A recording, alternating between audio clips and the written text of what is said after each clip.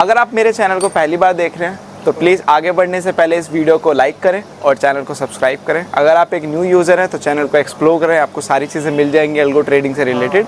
और अगर आप पहले एग्जिस्टिंग यूज़र हैं तो डेफिनेटली आपको पता ही होगा कि यहाँ पे सिर्फ अल्गो ट्रेडिंग की बातें की जाती हैं। तो बस आगे बढ़ने से पहले प्लीज़ लाइक करें, शेयर करें एंड सब्सक्राइब करें। चलिए इस वीडियो को पूरा देखिए।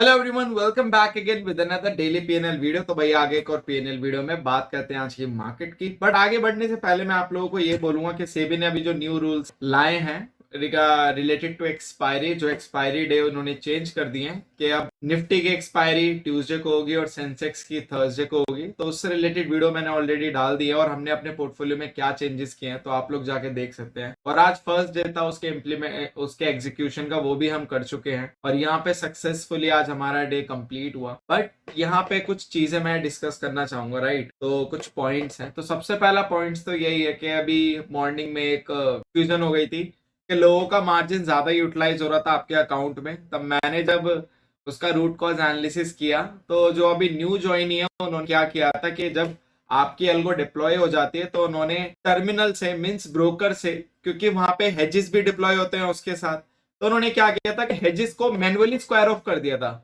और वहां पे अल्गो टेस्ट से नहीं किया था। तो अल्गो टेस्ट में वो हेजेस चल रहे थे। अब हेजेस उन्होंने स्क्वायर ऑफ इसलिए किए क्योंकि वो लॉस दे रहे थे। तो वहां पे उनको ये लगा कि लॉस दे रहा है, क्योंकि वो नए नए जुड़े हैं तो उनको इतना पता नहीं है, तो उनको ये लगा कि हेजेस लॉस दे रहे हैं, इसको निकाल देता हूं। अब उनके बाय लकली उनके अकाउंट में पैसे भी अच्छे खासे पड़े हुए थे, तो इसी वजह से वहां पे वो चीज उनको पता चला नहीं, इसलिए वैसे उनका एरर आया नहीं। बट एरर उनका वहां पे आया अल्गो टेस्ट पे, और जिसकी वजह से उनको ऐसा लगा कि जस्ट लाइक एरर आ गया वो आ गया। तो मैं कहूंगा जनाब ना करें, ना करें जनाब, ऐसा ना करें। ऑलरेडी से भी बहुत टेंशन दे रही है तो आप लोग उसमें कंट्रीब्यूट ना करें। आप लोग पहली बात तो जो नए जुड़े हैं मैं उनको बस यही मैसेज देना चाहूंगा कि आप लोगों को बस लॉग इन करना है और डिप्लॉय करना है। यहाँ पे कोई मैनुअल इंटरवेंशन नहीं है। और जो हेजेस डिप्लॉयड होते हैं वो बेनिफिट के लिए हैं, वो आपके ट्रेडिंग वगैरह के लिए नहीं है। जो मेन पोजीशन होते हैं वो आपके प्रॉफिट एंड लॉस को मैनेज कर लेगी। तो आप लोगों को दिमाग चलाने की कोई जरूरत नहीं है जनाब, आप ना करें, ठीक है? अगली बार ध्यान रखें।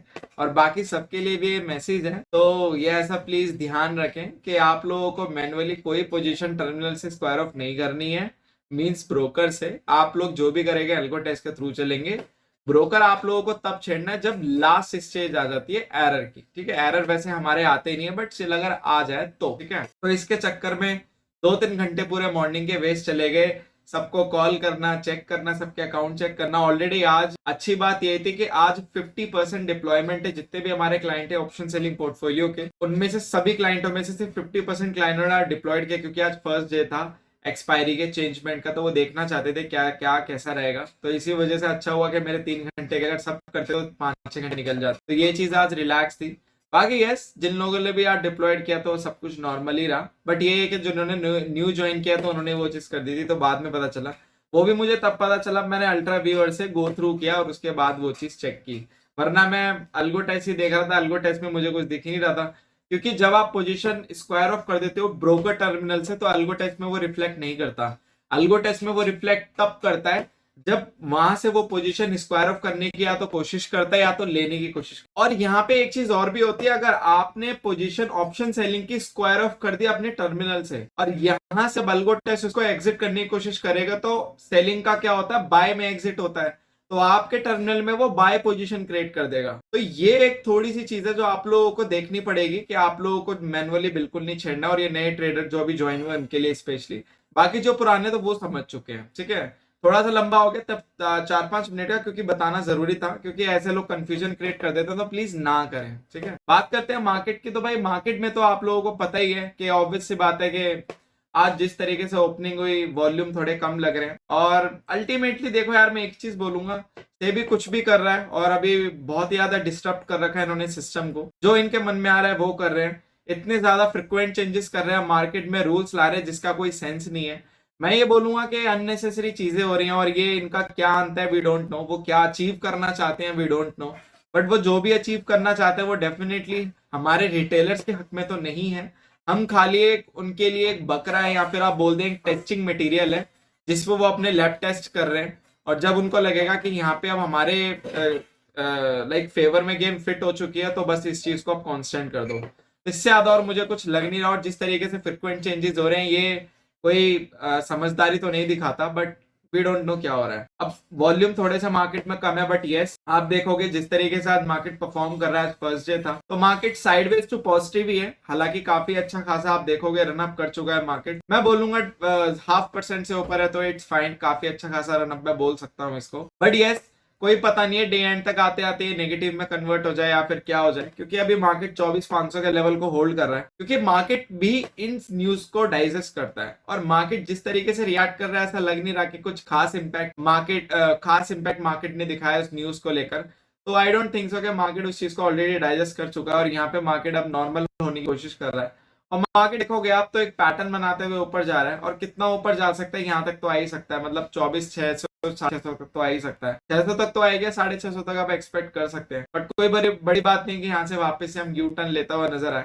बाकी 700 का लेवल एक इंपॉर्टेंट लेवल है, अगर मार्केट उसके ऊपर निकलता है तो डेफिनेटली आपको एक शार्प प्राइस देखने को मिल सकता है। बट 700 के जब तक नीचे तो आप लोग ज्यादा एक्सपेक्ट मत करना मार्केट से ऊपर जाने के लिए, ठीक है। बाकी फाइनेंशियल्स अगर आप देखोगे फाइनेंशियल्स बढ़ रहे हैं, नॉर्मली बढ़ रहे हैं, ऐसा कुछ खास नहीं है, अपराइज नहीं है, कमी है निफ्टी से तो, बाकी ये स्टेबल है। बट और बाकी अगर मैं बात करूं मिड कैप की तो भाई खतरनाक, सबसे ज्यादा मोमेंट ही मिड कैप में, और ये जितना भी पॉजिटिव मोमेंटम कैरी फॉरवर्ड हो रहा है इंडेक्स में, ये मिड कैप के थ्रू ही हो रहा है।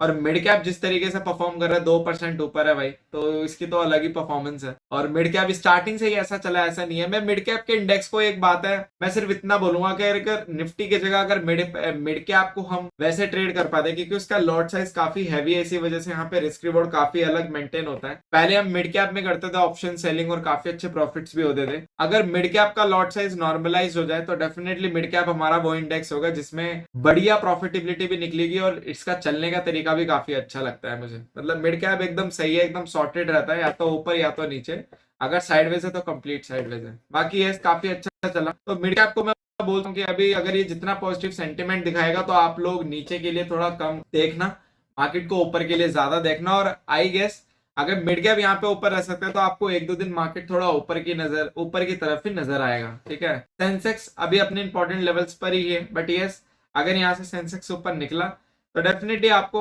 80, 500, 600 तक के लेवल आते हुए नजर आ जाएंगे, ठीक है। बात करते हैं आज के पोर्टफोलियो की, तो आज के पोर्टफोलियो में 1% हमें गेन हुआ आज, और यहाँ पे हमारे पोर्टफोलियो ने निकाल दिया, मतलब टीएसएल हिट हो गया, वहां से आपका पोर्टफोलियो एग्जिट हो गया, तो अच्छी चीज थी। और मेरे हिसाब से आज का फर्स्ट डे था एग्जीक्यूशन का नई एक्सपायरीज में, तो हमें कैपिटल का 1% गेन हुआ, मींस 3 लाख की कैपिटल पे 3,000 का प्रॉफिट, तो इट्स कंप्लीटली ऑसम, और it's awesome like a Kinder Joy. तो बहुत बढ़िया लगा भाई आज का दिन, शुरुआत और मंथ की शुरुआत अगर ऐसे होती है तो भाई और क्या ही कहना। और अगर आप देखोगे, अगर हम ग्राफ भी देखेंगे तो ग्राफ काफी स्मूथ था, मॉर्निंग से ही एक्चुअल में हम पॉजिटिव थे, मॉर्निंग से ही हम नेगेटिव में गए ही नहीं, मॉर्निंग से ही जिस तरीके से स्टार्ट हुआ सिर्फ पॉजिटिव, और ऊपर ही ऊपर चलते चले गए, और काफी अच्छा खासा यहाँ पे टीएसएल ने ट्रेल किया, मतलब पोर्टफोलियो ने ट्रेल किया, प्रॉफिट्स को ट्रेल करते करते करते करते यहाँ पे हमारा 3,000 पे लॉक हो गया। लॉक होने के बाद हम बाहर हो गए, उसके बाद प्रीमियम और मार्केट कहीं भी जाए हमें कोई मतलब नहीं है। अब ये वो चीज थी जिसकी वजह से नए जो ट्रेडर थे उन्होंने एग्जिट कर दिया था अपने हेजेस को, क्योंकि हेजेस लॉस दे रहे थे। तो मैं आपको बस यही बता रहा था कि भाई हेजेस का काम है प्रीमियम बेनिफिट, मार्जिन बेनिफिट लेना, और उसके अलावा कभी आपकी पोजीशन अगर अनकंट्रोल्ड हो जाती है तो ये बढ़ते भी उसी तरीके से ही है। मेन जो आपका पीएनएल है वो ये दोनों मैनेज कर लेंगे, आपको इतना टेंशन लेने की जरूरत नहीं है। बट वही वाली बात है कि नए नए है तो पता नहीं है, बट अल्टीमेटली अब उनको पता चल गया होगा। तो आप देखोगे तो यहाँ पे स्क्वायर ऑफ हुआ, क्योंकि ब्रोकर लेवल पे यहाँ पे हमारा टीएसएल हिट हो गया था, इसी वजह से पोजिशन स्क्वायर ऑफ हो गया, आप लोगों को दिख भी रहा होगा, ठीक है। इसी चीज की मैं बात कर रहा था, हमारा टीएसएल लगता है ओवरऑल पोर्टफोलियो में, तो वहां पे वो हिट हो गया, क्योंकि अल्टीमेटली कैपिटल का 1% गेन हो गया, इससे ज्यादा और क्या ही चाहिए।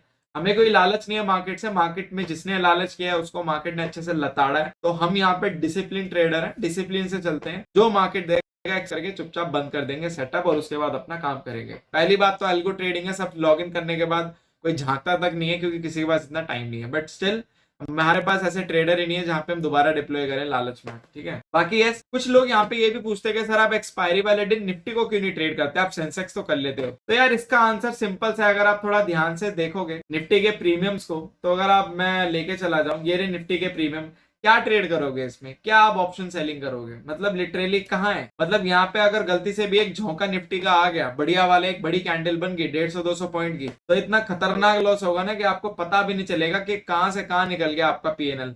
मतलब इतना तगड़ा डेंट पड़ जाएगा, फट जाएगा आपका और आपका पीएनएल। तो मेरे हिसाब से आप लोग थोड़ा सा दिमाग चलाइए, क्योंकि एक्सपायरी डे पे ट्रेडिंग करने का उसी इंडेक्स का मजा आता है जिसमें प्रीमियम अच्छे होते हैं। जब प्रीमियम ही नहीं है कुछ तो क्या ट्रेड करोगे। और ये कोई प्रीमियम नहीं है जहाँ पे हम 50 50 50 75 100 MB के प्रीमियम को ट्रेड करें।